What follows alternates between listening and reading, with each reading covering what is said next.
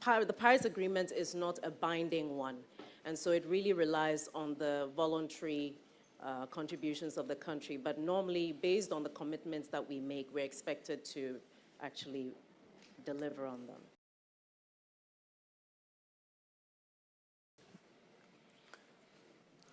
Yes.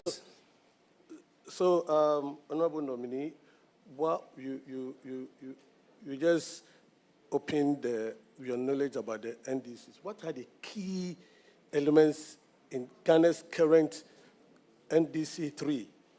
The key elements in this NDC 3? Yes, Honorable Nominee. Thank you very much, Mr. Chair. The main issues are to reduce emissions and then to also promote and establish green technology. And then finally, to also look at how we can perhaps trade in carbon credits in order to contribute our quota towards the global emissions. Yes. Yeah, Chairman, thank you. Still on the NDCs. What? It's a follow-up to this same NDC thing. No, you are not entitled to 2 follow-ups, so ask a substantive question. Okay. All right. So, Honorable Nominee, there is this, you see, from your committee, going around the various agencies, we observed a very disturbing phenomenon. That is high attrition rate among the trained personnel of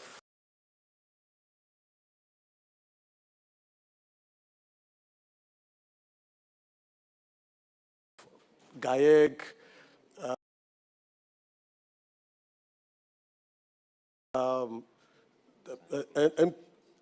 the MPA, Nuclear Regulatory Authority, the other scientific institutions under you, especially CSIR. There's high rate of attrition. And when you meet them, they don't seem to have solutions to it. Every solution must come from your outfit. How confident are you that you are going to reverse this phenomenon that has been with us for a long time? Yes, Honorable Nominee. Thank you very much, Mr. Chair. I think that to start with, the attrition rate that we see is not just within the agencies of the ministry. I think we're having a serious brain drain. And for me, I believe that we need to look at how we improve conditions of service of our scientists. We also need to make sure that we're resourcing the various agencies and the directorates and units they belong to so that they have the necessary equipment and they have predictable career trajectories. Those are 3 things that would be very important. But I believe that this is not something that I can do alone. What I would have to do is engage the scientists who remain to actually find out exactly what their issues are in order for us to arrive at a solution that is a win-win for Ghana and for the scientists. Yes. Thank you, Chairman. But are you aware of Act 1124? It is the tool you are going to use to manage the ministry. It's been in operation for about 18 months. So you ask a question, are you aware? Let's take the answer first, then you can follow. Yes. Honorable Nominee. Yes, Honorable Chairman. So, yeah, thank your you, Chairman. supplementary question. Yes. This act has been in operation for close to 18 months now. And there are provisions, regulations, institutions, enforcement mechanisms that's outstanding for it to actually work. What specific timetable will you adopt for full operationalization of this act? Yes, Honorable Nominee. Thank you very much, Honorable Chair. It would be difficult for me to actually give an exact timeline at this point in time. I believe that in order to be able to give a timeline would require a full engagement of the relevant agencies, including the stages of execution of the various, whether it's the regulations or LIs, where they are, because otherwise I can't give you an answer in a vacuum. Honorable nominee, I would then move to give the floor to Professor Hamza, Ranking Member on Environment. You have the floor. Thank you, Chair. Congratulations on your nomination. Chair, I really don't have a question for the nominee. I have closely worked with her in the Climate Change Caucus, and I know her drive and interest in the climate change, environment, technological agenda, and I have no doubt that she will be able to succeed in that office as the minister. Congratulations. Thank you.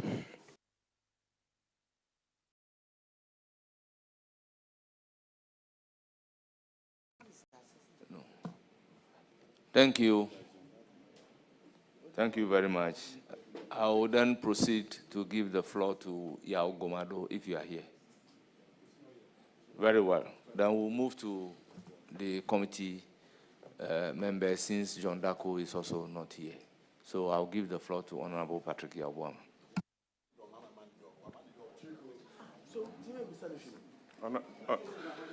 Honorable members, can we have order?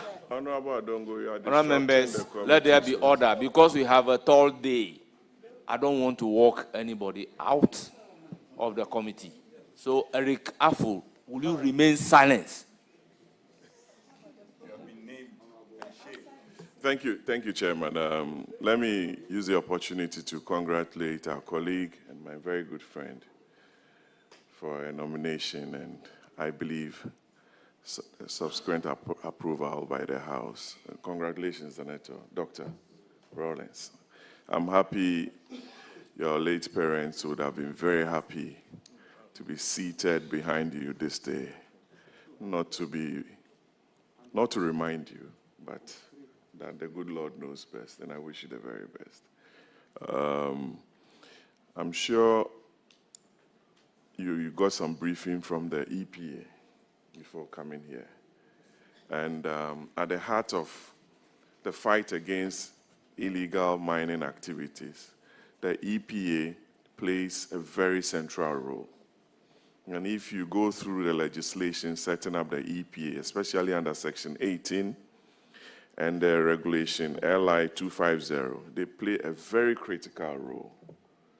The DCEs, fortunately, we vetted the local government minister who supervises the DCEs. They receive monthly reports on areas within the district where illegal mining activities take place. The MAINCOM files reports to them, the EPA files reports to them. I want to find out from you how you are going to coordinate well with the Minister for Local Government, the Natural Resources Minister, and your good self, to eradicate or to fight this very serious canker in this country that we are all glossing over. And we all know the repercussions on the environment and our health needs as a country. Thank you very much. Yes, Honorable nominee. Thank you very much, Honorable Chair. The fight against illegal mining and the subsequent damage it does to the environment and human life are an all of government and all of society imperative. And I do believe that the easiest way to address it is to have effective coordination between the ministries, departments, and agencies. And as you rightly pointed out, all of these activities are happening within the local governance space. And we have the decentralized EPA and all these agencies at that level as well. The regular reporting improves on transparency.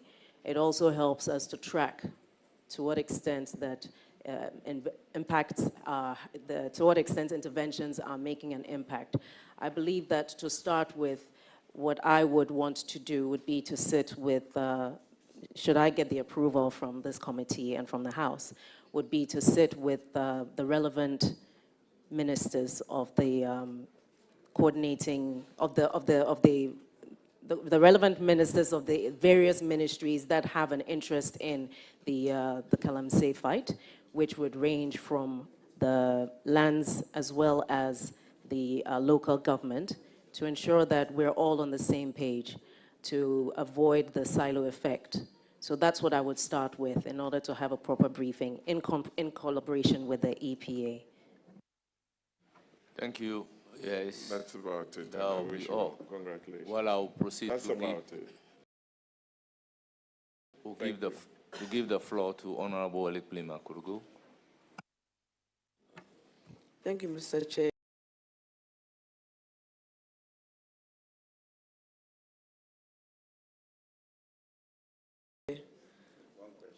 Congratulations,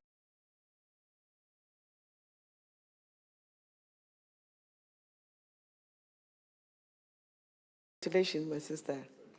I have no doubt you would. Is there a region called Antwa Angel Cover? Honorable Haji Ladi. Thank you, Mr. Chairman. My sister knows very well that obviously I'm one of the happiest, if not the happiest, for her nomination. And all I wish is the best for you.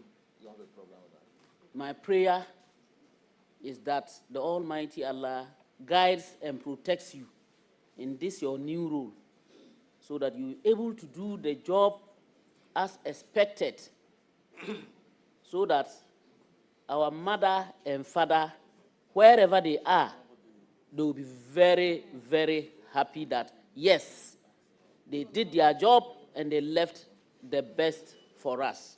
You can always count on me. Take care of yourself. Thank you. Yes, Honorable Doyo, your turn. Thank you, Chairman. My sister, my daughter, Zenato Rollins, I know you go and excel there. And I know you go and show them the level. So just go and surprise everyone in Ghana. Tell them show them what you can do better in that ministry. And I trust you. Our prayers, everything is with you. And we know everyone in Ghana here is looking up to you. So just go and excel. Thank you very much. It's now the turn of Honorable Minority Whip, Honorable Anodon Pray. I know he's so much interested in matters relating to our environment. So you have the floor. Thank you, Chair. Let me nominate congratulations, our good friend. Speaker, it is gratifying to those of us in the minority, especially front bench minority, that our long-held advocacy for our friend and our lovely sister to be recognized has finally paid fruit, and I'm happy. I will today. take this as your question number one. Oh, Speaker, well, I'll be in your hands. Speaker, I'll fully in your hands. And I also know, let me say publicly that,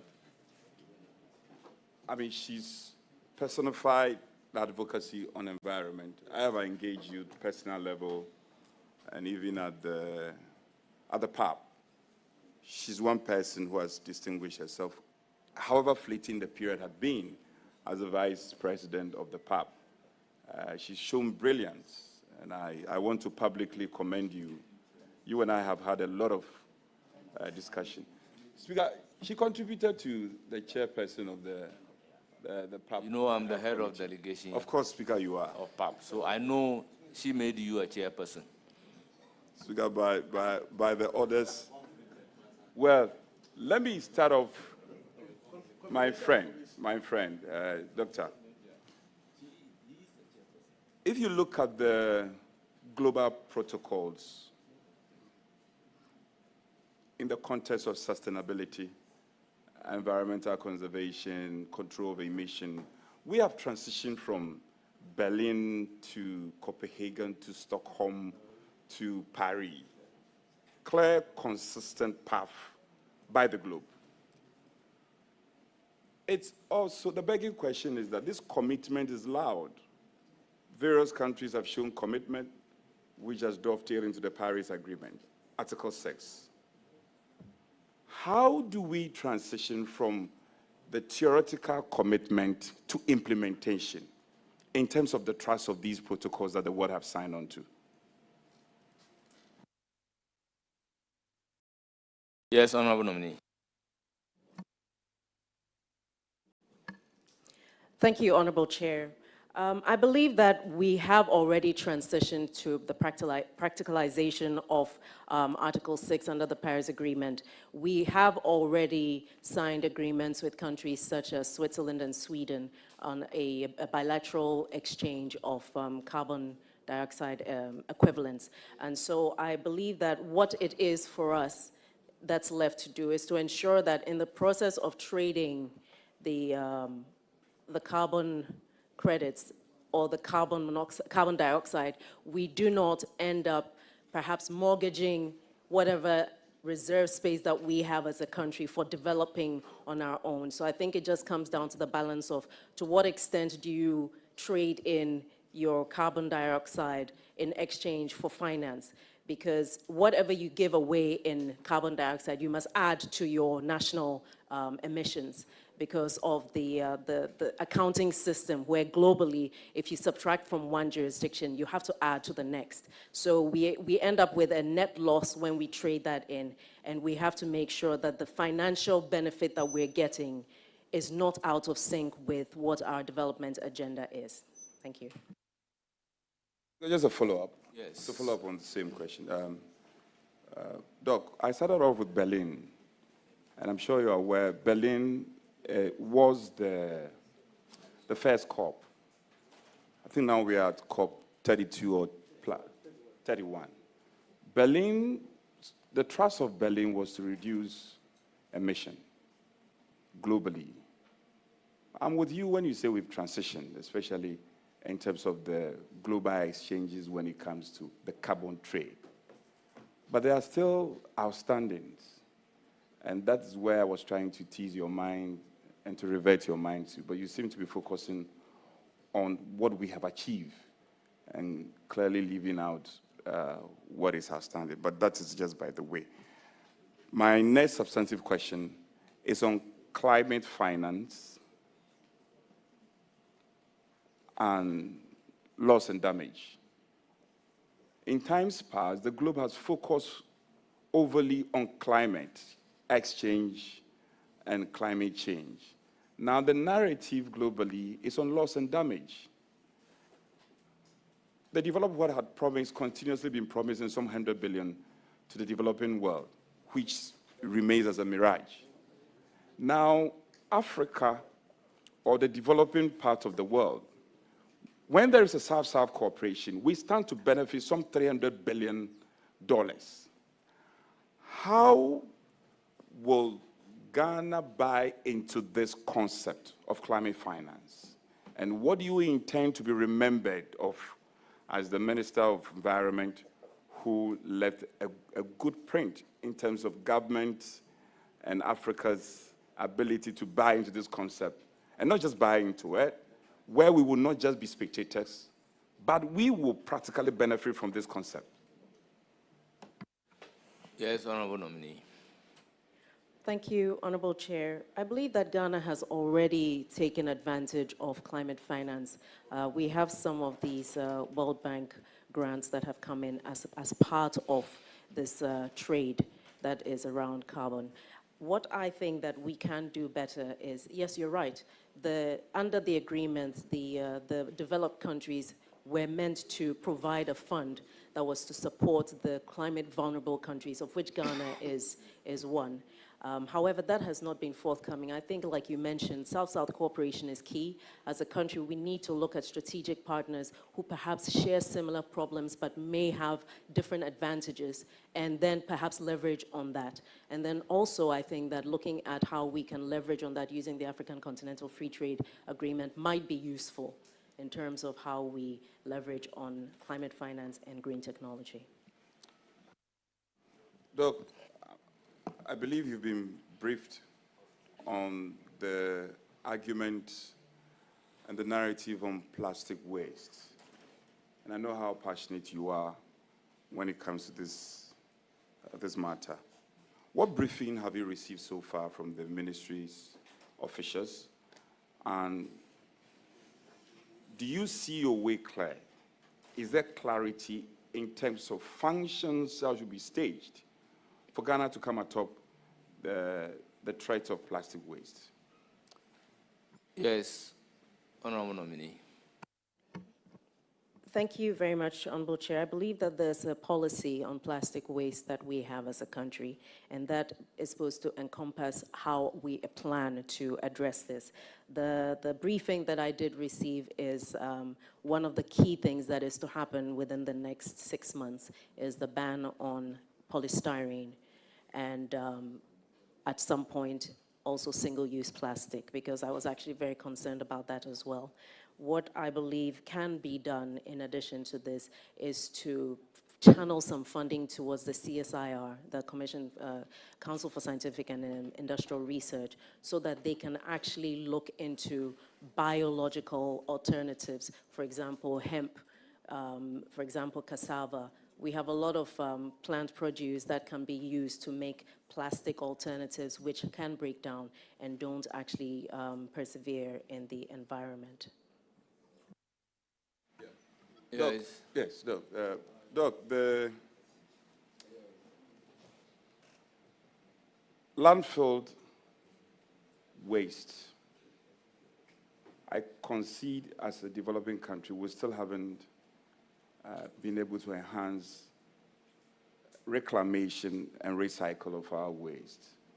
Now, the danger we are facing, for instance, at various landfill sites, is the production of latchet. Latchet, the liquid that comes out of the landfill site. We have a situation in Sawam,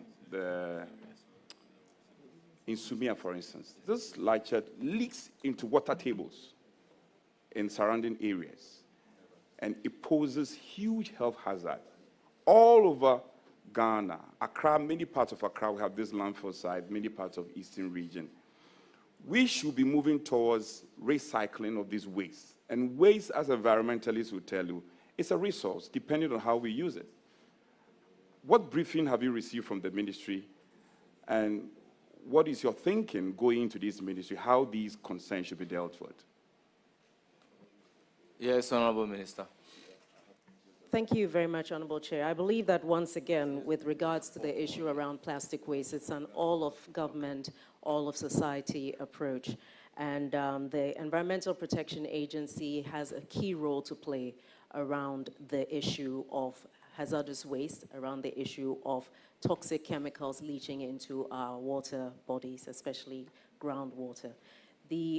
One of the things that ought to be done, and I would want to have greater insight into that, is landfills must have a non-permeable base before items are dumped on it to prevent leaching into the soil and into the groundwater. This is something that has to be looked at as an absolute necessity. I do know that that is what's practiced at the collection point for the e-waste, but I believe it needs to be extended. We need to also create a culture of segregation of waste in order to be able to know what's going where. If we're looking at the creation of compost, then from the household level, from the schools, from the very basic units of our communities, we should start the issue of segregation of waste. Furthermore, there are other ways in which we can handle solid waste. There are countries that import solid waste in order to use for their thermal power generation. We can also look at pyrolysis of plastics, which can then be used to generate fuel and cooking gas.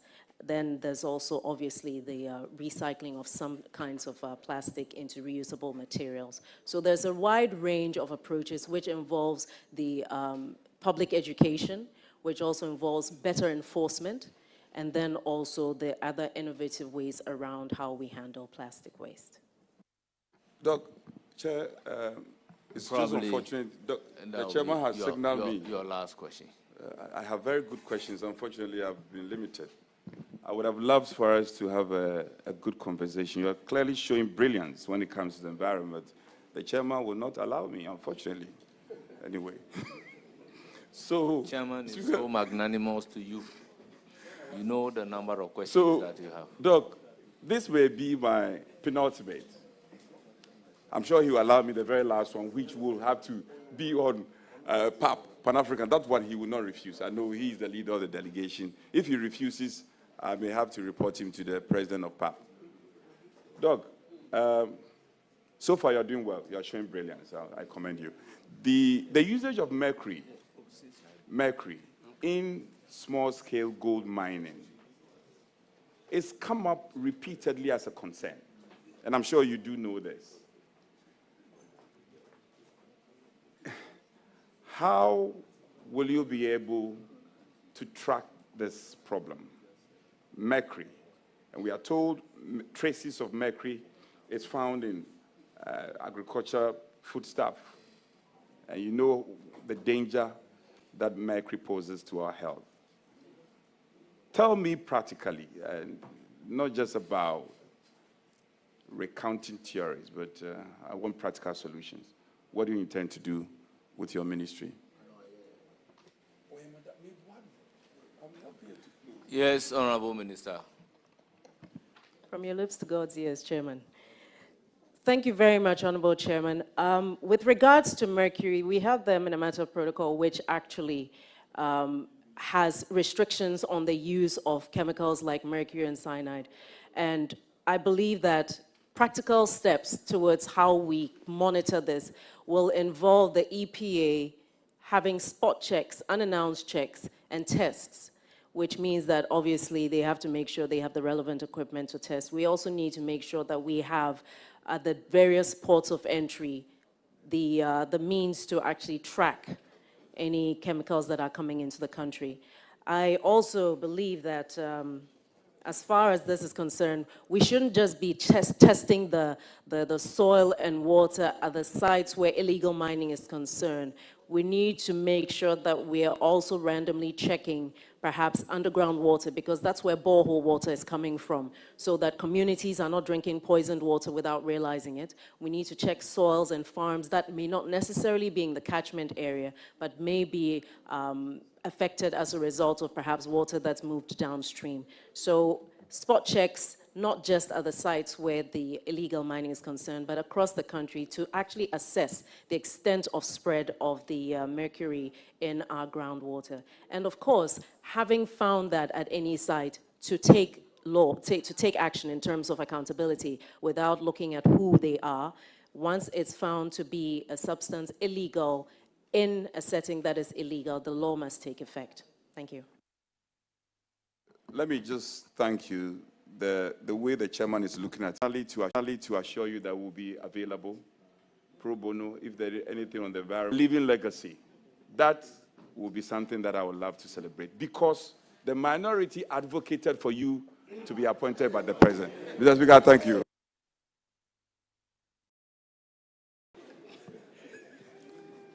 Honorable James Agalga, you have the floor. Chair, thank you very much. Honorable Senator Ajiman Rawlings is very disciplined.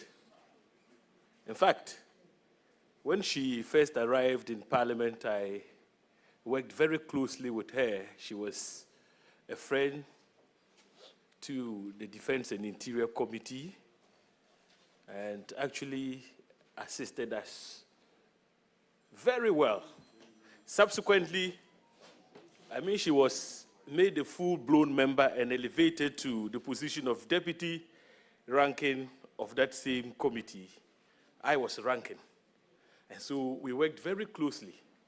And therefore, I am in the best position to bear testimony to the competence of Honorable Rawlings than any other person in this house. Yes.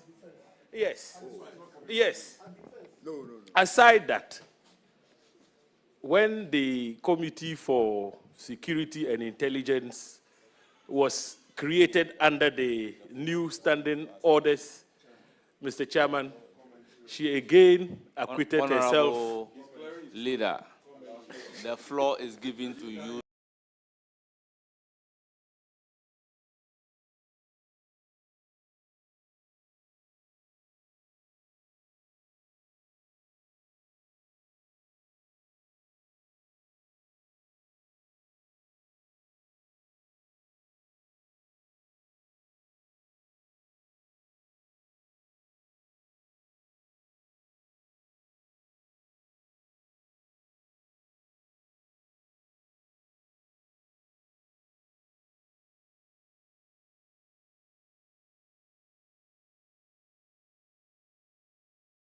To ask questions.